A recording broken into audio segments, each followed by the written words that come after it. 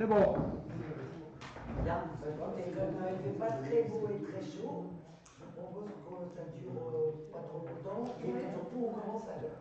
Voilà. Après ça peut durer si ça a besoin de durer. Donc je vais commencer par faire la preuve. Et M. Aubert est pris de terre, c'est le premier qui répond présent.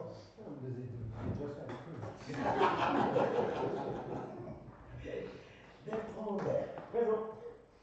Patrice Bollard. Présent. Johan Cancano. Présent. Michel Chria. Présent. Carole Jusco. Présent. Kevin Lantu. Présent. Nicolas Lecat. Présent.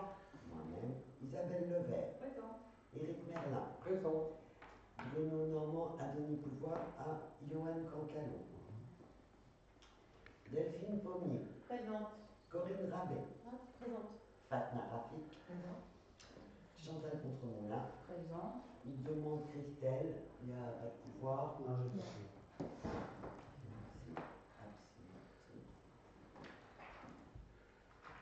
Dumontier Marc a donné pouvoir à M. Lefebvre. M. Lefebvre, présent. Et Anne-Gaëlle Lévaux. Présente. Merci beaucoup. Bien, et ça me permet publiquement donc, de présenter tous mes voeux à l'ensemble de l'équipe et des invités qui nous écoutent et de commencer cet ordre du jour par une information du maire. Donc la dernière fois, on vous avait proposé une DM en vous disant qu'on ne pouvait pas passer cette DM parce qu'on n'avait pas eu la réponse de la DGFiP sur comment on devait réaliser cette DM et surtout si on devait la réaliser. Donc, nous n'avons pas besoin de passer de DM parce que du fait de la fongibilité des crédits, nous n'avons pas besoin de la passer en conseil municipal. Pour autant, je m'étais engagé, et c'est la loi, de vous donner l'information et donc je vous la donne. Donc la première DM, nous avions en fait besoin d'abonder de 7 000 € le chapitre 21 à l'article 21-13 pour avoir suffisamment de crédit pour l'achat des terrains EPFN et État qui devait se réaliser normalement en décembre et qui aura plutôt lieu maintenant fin janvier. Mais nous voulions assurer et surtout ça reste à réaliser. Donc il faut que la ligne soit complète pour pouvoir la transférer à ce qu'on appelle des restes à réaliser. Et donc nous sommes allés chercher les 7 000 € qui manquaient dans le chapitre 20 à l'article 20-31 sur la ligne de frais d'études que nous avions positionnée pour Christian Manière, puisque pour l'instant nous avons stoppé, nous n'avons pas de réponse aux subventions, nous avons stoppé la poursuite des travaux avec M. Manière, et donc par rapport à la somme qui avait été provisionnée pour le payer, il en reste un certain nombre d'euros, et donc nous avons pris sur cette ligne. Donc 7 000 que nous avons pris au chapitre 20 pour remettre au chapitre 21. La DM2, nous avons une facture des travaux du siège de 11 500 € qui n'était pas, alors, sur la bonne ligne, on va dire, puisque il y a une fragilité, au chapitre 204, article 204, 182, et là aussi nous sommes allés chercher les 11 500 au chapitre 20, à l'article 20-31, qui concerne toujours la rémunération de M. Manière à venir si nous devions continuer le projet. Voilà, donc ça, je devais vous en faire part de façon à ce que ça soit transparent. Et j'ai tout mis. Secrétaire de séance, Éric Merlin, qui a déjà accepté. Et je vous propose donc de passer à la première délibération, qui est l'approbation du procès verbal du conseil municipal du 12 décembre 2024. Est-ce qu'il y a des remarques, des questions, voilà.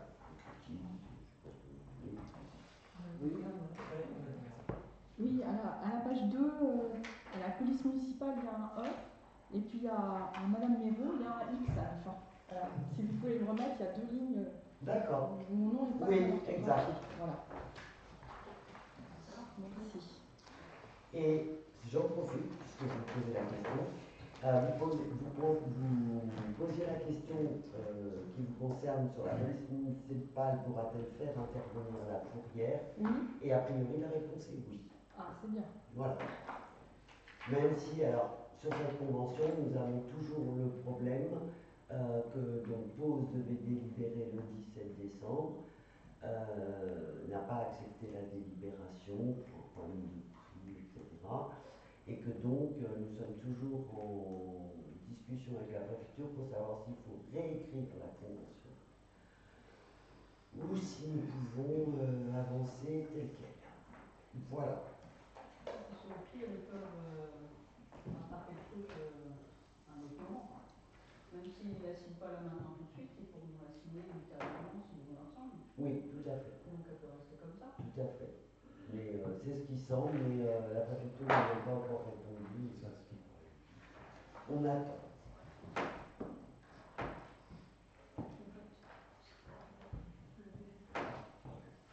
Alors, la secrétaire de mairie est très utile. Elle me rappelle que nous n'avons pas voté le procès verbal. Je vois ce reste. Voilà. Donc ça, c'est fait. Y a-t-il des votes contre, des abstentions? Je vous remercie. La délibération suivante donc, concerne les travaux du siège. Donc c'est la même délibération que l'année dernière, c'est-à-dire que nous faisons en fait une demande au siège pour 6 667 € de transformation de l'éclairage public, le remplacement des lampes mercure ou vieillissantes par des lampes LED. Ils en profitent à ce moment-là pour réparer quelques mâts qui peuvent être un peu abîmés, des choses comme ça. Et donc je rappelle que les 6 667 correspondent à une enveloppe de 20 000 € de travaux, sachant que le siège va chercher en fait le fond vert lui-même et qu'il défalque de notre facture la subvention qu'il a obtenue. Voilà ce qui devrait nous permettre normalement de finaliser le passage en LED dans l'ensemble de la commune. Des questions, des votes contre, des abstentions, je vous remercie. Nous encaissons un chèque pour EDF qui ne veut toujours pas nous faire le virement à hauteur de 1 341,79 € et nous essaierons au moment du budget de vous présenter un tableau récapitulatif sur les 4 dernières années des dépenses d'électricité et de... Alors, il y a la hausse d'un côté, mais le fait d'être passé en LED, d'avoir éteint la nuit, etc., on va essayer de regarder quelles économies on a pu réaliser et pour que ça soit très clair pour tout le monde et qu'on puisse vous faire ce petit calcul-là. Je ne pense pas qu'il y ait de vote contre l'encaissement d'un chèque, hein, donc je suis assez d'accord. Voilà. Alors, les deux délibérations suivantes concernent la rénovation de la salle Nicolas Poussin. La dernière fois, nous avons passé la délibération pour le fond vert. Le fond vert a déclaré notre dossier admissible. Ça, c'est une excellente nouvelle. Mais étant donné que le budget d'État n'a pas été voté, il n'est pas en capacité, la commission n'est pas en capacité de nous dire de combien d'argent il dispose et de combien ils peuvent mettre. C'est pourquoi je vous propose deux délibérations.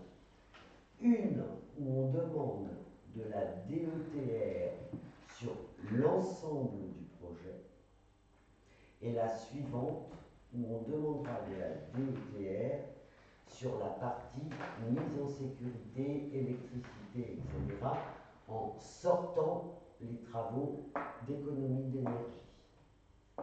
Et on va adapter dans notre demande de DETR la délibération qui nous paraîtra la plus pertinente, voilà, en fonction de. Donc, nous avons repris l'ensemble des financements avec, je ne vous le cache pas, on s'est autorisé à mettre une certaine marge d'erreur pour sécuriser un peu ce budget. Et nous sommes actuellement avec tous les devis qui ont été faits et en prenant évidemment les devis les plus chers pour essayer d'avoir un maximum de subventions, nous sommes à un total de 724 280 € hors taxe.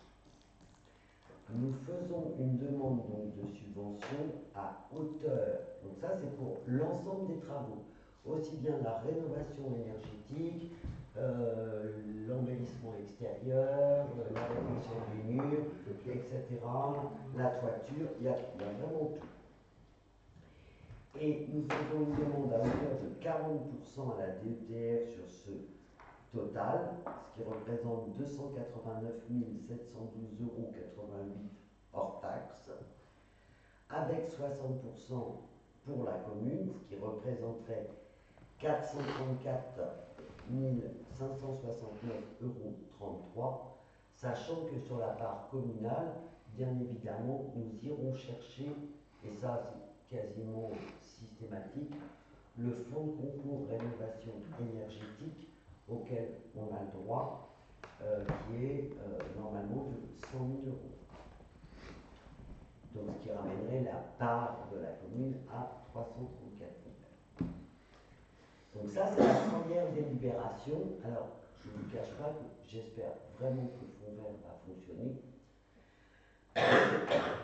parce que le fonds vert peut aller au-delà des 40%. Voilà.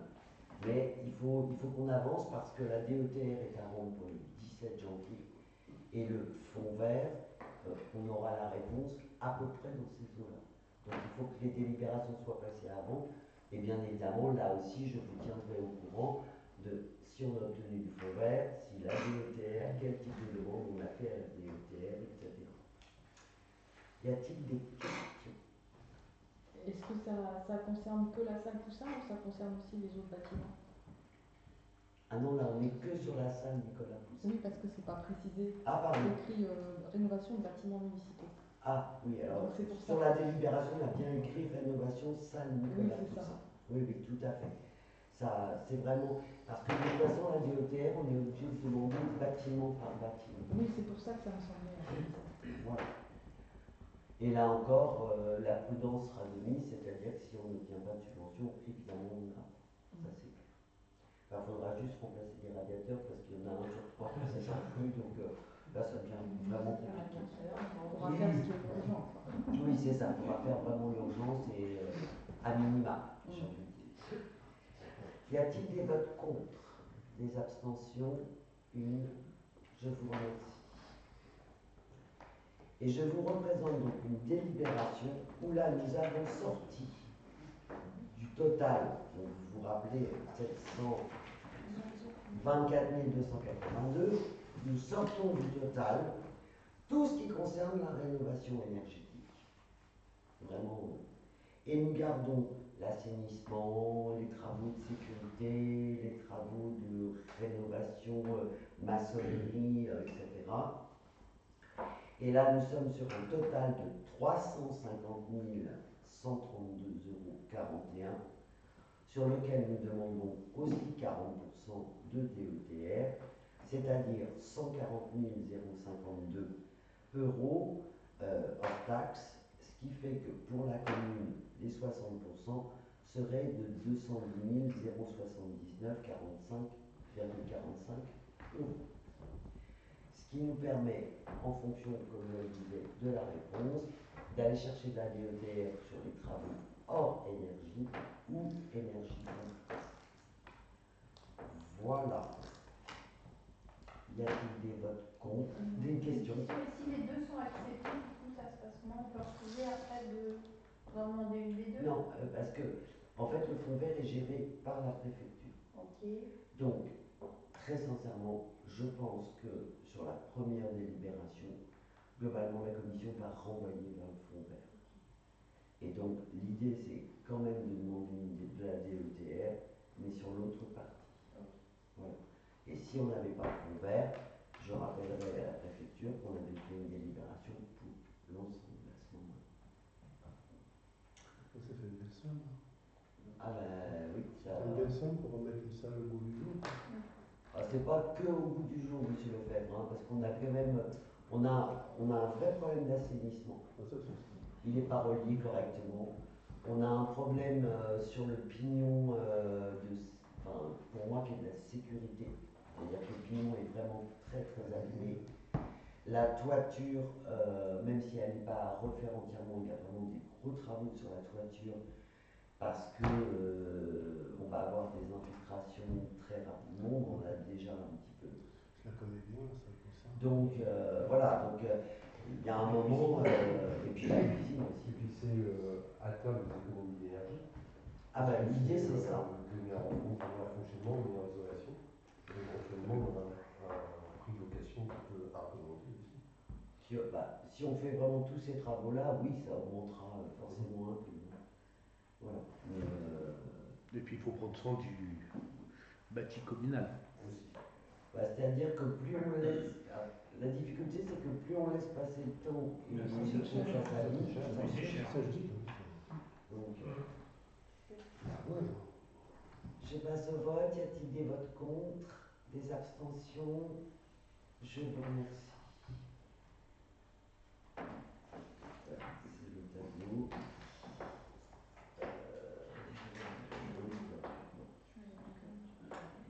Alors, puisqu'on est dans les demandes de subvention, même si ça c'est vraiment au cas où nous ne ferions absolument rien sur la salle Nicolas Poussin parce que tout aurait été refusé et que la commune bien évidemment ne peut pas absorber les sommes que je viens d'indiquer, j'ai proposé que nous fassions une demande de subvention sur le remplacement de la couverture de la salle de la Grange couchée.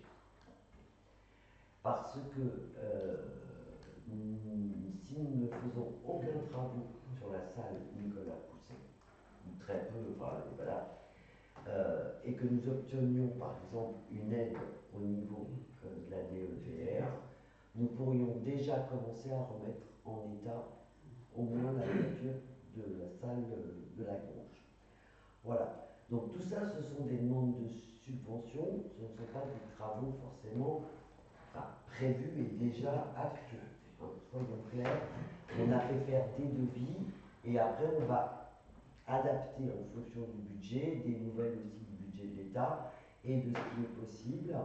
Donc la couverture de la Grange a été estimée, alors là c'est refait entièrement, c'est pas réparé, c'est refait entièrement et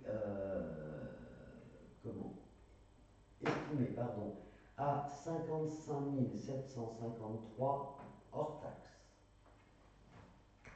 Donc nous faisons une demande à la DETR de 40%, de 22 301, et il resterait à la commune, avant d'autres aides potentielles, 33 451 €. C'est une demande de subvention qui permet, si on ne fait pas la salle Nicolas Poussin, d'avoir quand même une action sur le bâti communal. Et puis après, ça peut permettre de la louer aussi. Et ça peut permettre de la louer si elle est louée plus correctement. Et par ailleurs, si la DETR refuse la salle Nicolas Poussin, peut-être qu'ils prendront en compte la Grange. Voilà. Donc c'est. La Grange, c'est la toiture avec une isolation ou juste. Avec une sous-couche d'isolation. Une sous-couche d'isolation. Après, il faudra travailler l'intérieur, laine de verre, claco, Mais là, déjà, il y a le devis est avec ce qu'ils appellent des sous-couches de Infirmier. oui. Qui fait quand même gagner déjà. Venir partout, c'est pas une Oui. relation par l'extérieur. Parce que là, c'est vrai que quand les couvreurs sont allés voir, ils m'ont dit que globalement, le chauffage passait heureusement par les toits. Je pense que si on avait encore, vous savez, le système de drone qui mesure les températures, notre toit il serait rouge parce que tout sort. Voilà, y a-t-il des votes contre, des abstentions? Je vous remercie. Autre demande de subvention, un fonds de concours scolaire pour la sonnerie de l'école. Donc ça fait plusieurs mois que la sonnerie de l'école ne fonctionne plus en primaire. On a réussi à la réparer en maternelle, mais en primaire, en fait, ils tendent l'oreille pour entendre celle de la maternelle, pour savoir s'il est l'heure de la récréation, l'heure de... etc. Bon, ils n'ont pas tout à fait les mêmes horaires, c'est un peu compliqué, tout le monde regarde sa montre. Bref, ils nous ont demandé effectivement si on pouvait la réparer. Et en fait, elle va... il faut la changer complètement. Et on a fait demander... Alors, on a fait travailler plusieurs sociétés. La moins chère tout en rendant le service attendu, hein, c'est quelqu'un de l'ERIP, de l'électricien de l'ERIP, donc moi ça me va assez bien. Et pour 1582 € hors taxe, il change complètement le système et on met un programmateur qui permet aussi d'inclure les vacances et les week-ends, de façon que les voisins n'entendent plus sonner, l'école, même quand il n'y a pas d'enfants. Voilà. Donc le fonds de concours peut s'élever à 50% de fonds de concours scolaire. Donc ça représenterait une aide de 791 € pour la commune. Y a-t-il d'autres questions? Des votes contre, des abstentions? Je vous remercie. Nous retournons au sentier pour la régularisation des domanialités. Donc, la dernière fois, nous avons, par délibération, sorti l'ensemble des petites parcelles du domaine public pour pouvoir travailler dessus. Et donc, là, est-ce que vous me dites, vous avez le tableau? Et donc là, vous avez le tableau où nous intégrons les parcelles de la Siloge dans le domaine public et certains restent domaine privé de la commune. Alors ne me demandez pas pourquoi. Ça, je ne sais rien, je ne sais pas le dire. Mais voilà, c'est le... Et donc, nous serons au niveau de la Codinière à jour, normalement, hein, c'est ça, à jour de ce qui appartient réellement à la commune et ce dont on est responsable en termes d'entretien ou de problématiques, et de ce qui est à la copropriété, dont je rappelle que le syndic est la Siloge. Voilà, donc c'est la suite de la dernière fois. On redonne et on rentre ce qui avait été sorti du domaine public. Voilà. L'activité, question. Et votre compte, je vous remercie. L'abstention, pardon. Je vous remercie. Alors, petit travail. Tout le monde n'a pas eu le tableau? Non. Non. Alors, il y a normalement dans une mairie ce qu'on appelle un tableau des effectifs. Comme c'est un document qui n'avait pas été travaillé depuis très longtemps, l'idée c'est qu'il traîne des postes, on ne sait plus qui est sur quel poste, etc. Et que donc, au moment où on embauche quelqu'un, par exemple, eh bien qu'on sache si le poste existe déjà, s'il faut le créer, selon son grade, etc. Donc, le tableau, mais on va l'envoyer à tout le monde. il sera dans le PV, on vous l'enverra. Ah oui, parce que c'est pas prêt, hein, c'est ça. Non, bah non, parce que Ça prend du c'est temps. un long travail. Donc aujourd'hui, nous sommes sur 1, 3, 12, 13, 16 postes existants. Nous avons créé, je vous rappelle la dernière fois, la filière administrative rédacteur, sur lequel aujourd'hui dans le tableau il apparaît comme non pourvu puisqu'il faut attendre la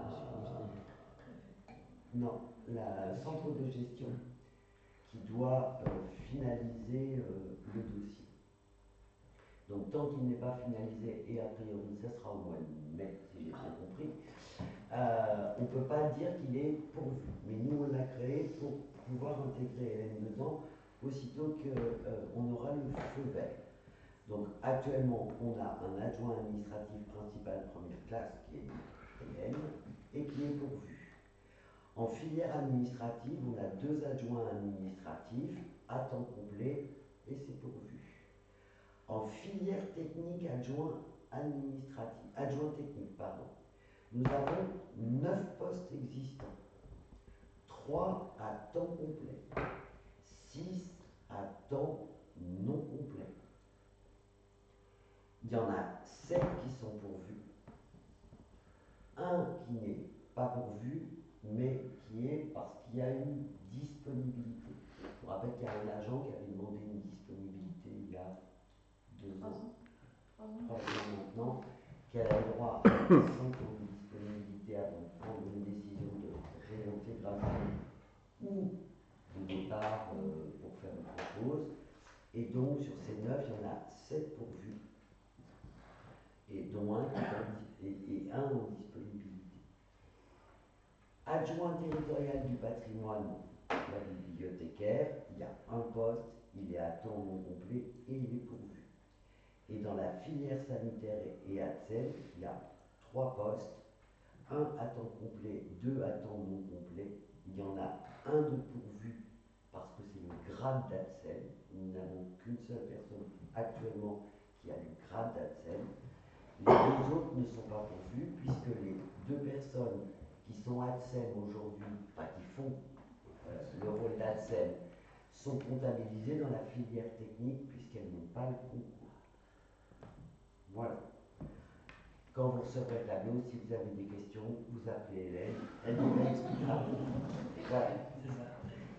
Voilà, ça me paraissait important qu'on ait un document un peu à jour et que par la suite, après, c'est plus facile, maintenant qu'il est bien à jour, quand il y a un changement, simplement de le modifier. Et normalement, il doit être présenté avec le budget. Voilà. Donc, on le passe aujourd'hui, il sera remis dans les documents budgétaires, mais voilà, c'était une délibération qu'on souhaitait prendre.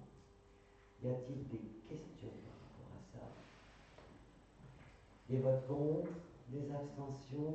Je vous remercie. Alors, à l'agglomération, nous avons eu une discussion. Le service voirie a en compétence aussi l'entretien des voiries. Et sur l'entretien des voiries, il y en a une part qui est le nettoyage des caniveaux qui sont actuellement réalisés par l'agglo 2 fois par an. Trottoirs et caniveaux.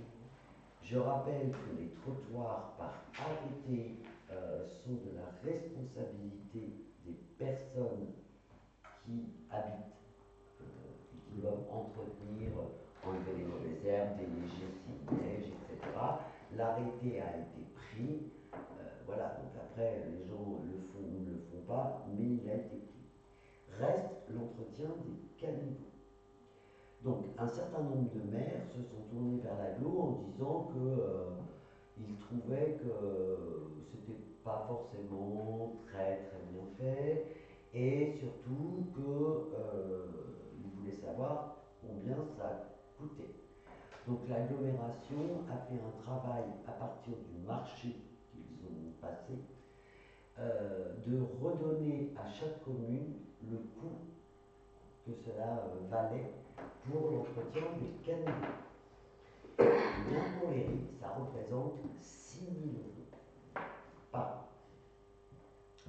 Et donc, à l'instar d'un certain nombre de mes collègues maires de communes, nous sommes plusieurs à proposer de reprendre la compétence en interne, sachant alors, que la machine qui vraiment est top pour nettoyer les caniveaux, qui est un système un peu comme une tondeuse mais avec des brosses métalliques qui grattent et puis la soufflette, vaut à peu près 6 000 €.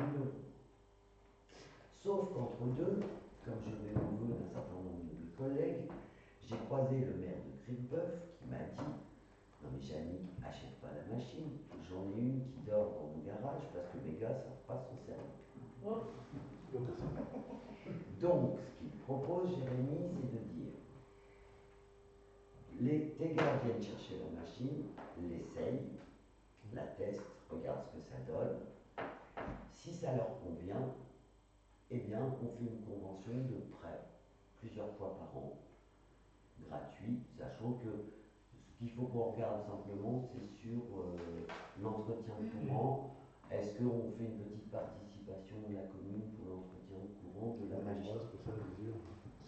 Voilà, s'il faut racheter des brosses, est-ce qu'on se met à plusieurs, ou est-ce que c'est l'Éric qui rachète les brosses? Enfin, ça, il faut qu'on le cale, et de toute façon, on passera la convention. Il faut une assurance aussi, si jamais la machine est cassée. Bien sûr, bien sûr. Donc, ce que je vous propose, c'est de réintégrer cette compétence de nettoyage de caniveaux, de récupérer quand même 6 000 € par an, c'est pas rien, et puis de travailler avec nos services techniques en partenariat avec les services techniques de Cricbeuf, et le maire du manoir a acheté la même machine, donc disait que s'il devait y avoir des séances de formation, on pourrait faire des formations groupées des agents communaux de l'Éry, le manoir, Cricbeuf, etc., pour que les démonstrations et la formation soient faites au plus grand nombre. Voilà. Donc, dans cette délibération, je vous propose donc de récupérer les 6 000 € et puis de m'autoriser à signer les documents que la GRU nous enverra pour réintégrer. Arrêter la convention avec les entreprises. Hein. Oui. C'est bien. Voilà. C'est du bon sens. Oui. Y a-t-il des votes contre, des abstentions? Je vous remercie. Alors, la délibération suivante est une autorisation de signature pour les documents du géomètre. Nous avons fait une réunion très intéressante par rapport à l'ancien village des artisans avec donc le géomètre et avec l'ensemble des propriétaires qui jouxtent la propriété.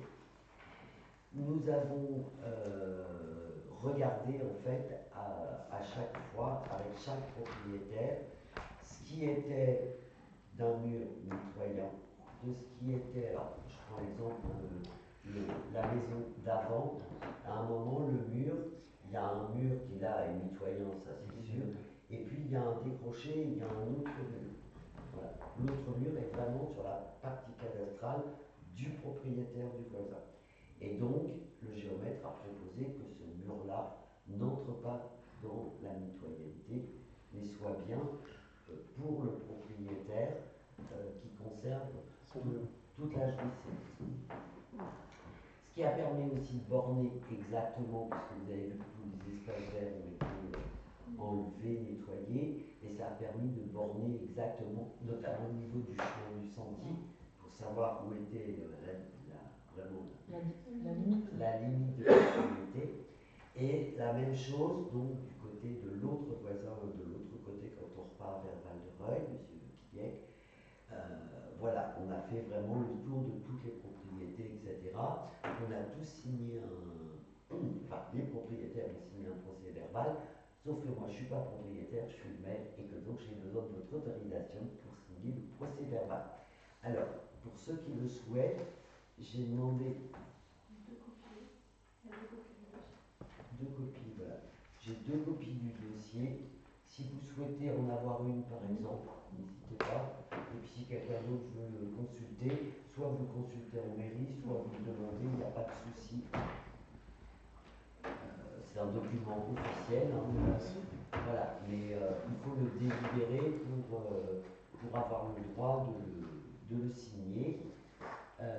Voilà, et juste pour information, vous savez, ce qui reste comme entrée est légèrement évasé comme ça. Moi, j'ai demandé à ce que l'emprise de la commune garde le trottoir entier. Parce qu'en fait, sur la partie cadastrale, il y avait le bout de trottoir qui était entre les deux murs appartenait au futur propriétaire. Or, c'est de la voirie, c'est du trottoir. Donc ça peut pas être passé dans Donc, le enfin, le propriétaire va pas ensuite faire des petits bouts d'enrobé, ou il va pas le faire, ça va faire des trous, etc. Donc j'ai demandé à ce que la commune garde vraiment toute la partie du trottoir, parce que si on doit intervenir sur une partie du trottoir, autant qu'on intervienne sur tout l'ensemble de l'entrée. Ça me paraissait Puis plus ça permet de garder une homogénéité de. Tout à fait. Parce que le risque, c'est que demain, ils nous fassent un trottoir rouge, vert, jaune. Non, mais c'est vrai, après, il y a quasiment, enfin, il y a peut-être le PLUIH qui rentrerait en ligne de compte, mais il aurait presque le droit de faire ce qu'il veut. Je préfère le garder jusque-là. Voilà, sinon les voisins étaient vraiment ravis d'être consultés et de bien regarder ce qui était pour chacun de sa responsabilité ou de ce qui était mitoyen. Et puis le mur d'enceinte en lui-même, vous avez vu, a commencé à être fait.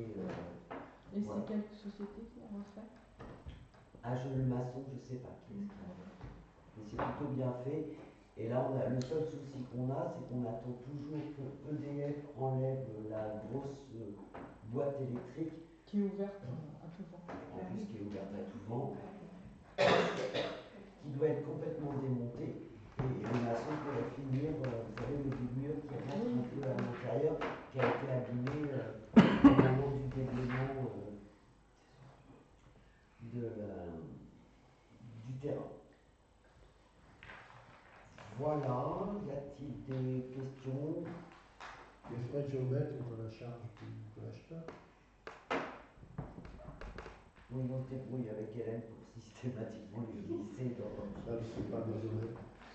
Les frais de géomètre sont à la charge Oui, de normalement, l'acheteur. Le bornage est bien respecté, vous n'avez pas de voir si c'est bien respecté. Il y a que le géomètre qui peut vous dire. Oui, mais là j'ai confiance, enfin, je pense que. Et puis en plus, les bornes que j'ai vues, elles sont vraiment dans l'alignement, enfin, il n'y a rien de choquant, si vous voulez, dans ce que j'ai vu. Donc, voilà, y a-t-il des abstentions, des votes contre? Je vous remercie. Oui, je vais rien vous dire. Ah oui, oh, mais j'ai pas pris le temps de lire. Bon. Alors, c'est un peu ce politique classique. Vous avez dû avoir dans vos boîtes aux lettres, c'est une information, un papier assez grand sur une concertation sur le captage du CO2 à Alizé par la société Désir. Alors normalement, ça devait être distribué dans toutes les boîtes aux lettres. Voilà. Ça fait déjà quelques Faut regarder temps. après. Oui. On l'a Alors, publié. si vous voulez bien comprendre le dossier, etc., en mairie, ils nous ont déposé non pas simplement la fiche d'information, mais le petit livret. Donc vous pouvez venir le chercher, le consulter. C'est une concertation, je pense, obligatoire en termes d'enquête publique. Il y aura sans doute des réunions d'enquête publique. Pour l'instant, je n'ai pas les dates. C'était sur la publication sur Facebook, là, j'ai vu qu'il y avait Il y avait des dates? justement, Ouais, c'est pour la création de de carburant pour les Donc les documents sont à disposition en mairie, ils en ont amené un certain nombre. Donc même s'il y a des gens qui regardent le conseil municipal et qui l'écoutent après et qui sont intéressés, vous pouvez passer en mairie les chercher. c'est un nouveau procédé pour capter le CO2 et le transformer Carburant. en carburant. Tout à fait. Des pipelines entre ici et Vancouver apparemment. Oui. Il y a deux usines qu'on a réalisées, je crois qu'il y en a une dans la zone de Cumully ou un truc comme ça. D'accord, oui, c'est ça, c'est Cumully. Oui, tout à fait. Les deux usines, c'est un futur marché à prendre. Hein. Maintenant, bon, je pense qu'il faut voir les nuisances, c'est pour ça qu'il y a une enquête publique. Non, mais bien sûr, je pense, effectivement. Il faut qu'il relâche des trucs qui nous plaisent pas dans l'air. Et puis au titre des ordures ménagères et de la propreté, donc vous avez pu voir qu'il a été installé 3 nouveaux composteurs en plus de biodéchets, en plus des 2 existants.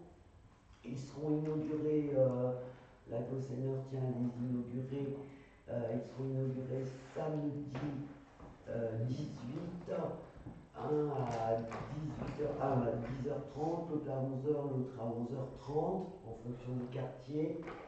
L'AGO nous a envoyé les petits flyers qui vont être mis demain dans les boîtes aux lettres sur les quartiers concernés.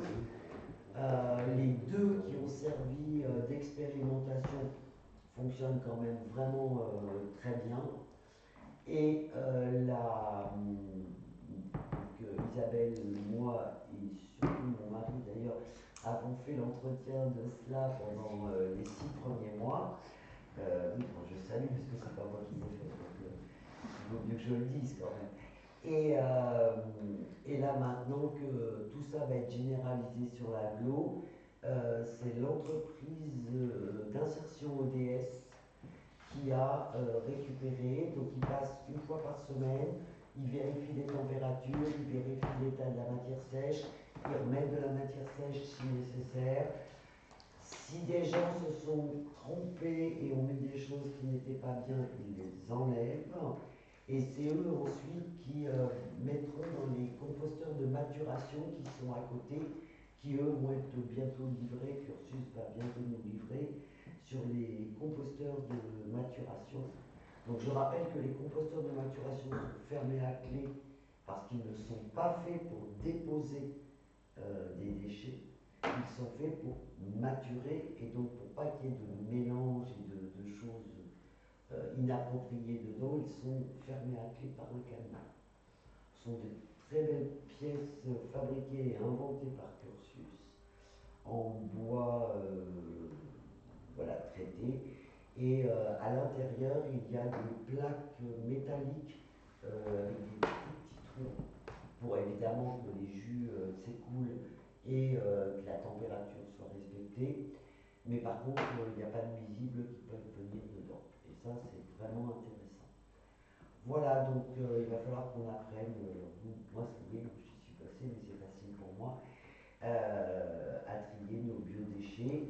Sur la petite invitation, il y a un petit tableau qui dit ce qui est autorisé, ce qui est interdit de mettre dedans. On est en train de voir avec l'agglo pour qu'il nous le fasse en panneau qu'on pourrait mettre sur le composteur pour que on peut tous avoir un oubli ou s'être trompé, hein, ça peut arriver. Donc pour bien rappeler les choses. Et l'expérience des 6 mois menés montre aussi il faut être vigilant à plutôt couper les choses en morceaux.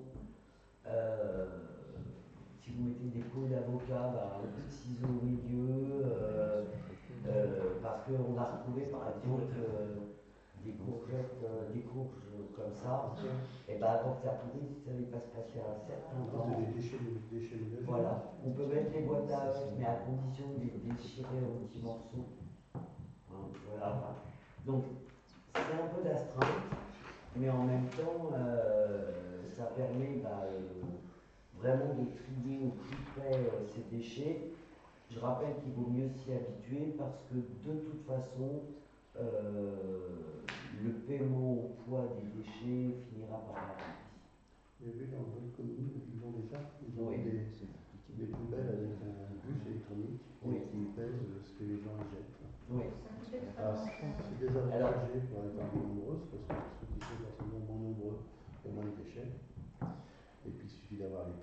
ça fait bien des poules. Hein. Oui, non mais voilà, des allusions. Et puis dans le jardin, on peut faire aussi son On peut faire son propre composteur dans son jardin.